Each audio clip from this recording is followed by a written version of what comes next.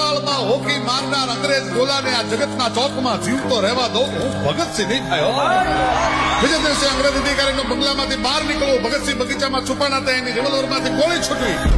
અંગ્રેજ અધિકારીને ભડાકે દીધો. છાપો વાંચતા વાંચતા ભગતસિંહનો બાપ સરદાર કિશનસિંહ ભગતસિંહની માં વિદ્યાપતિ કૌરને બોલાવીને એટલું કહે છે, ખાંભ્યું કે શું કે આ ખૂનમાં મને ભગતનો હાથ હોવાની શંકા છે.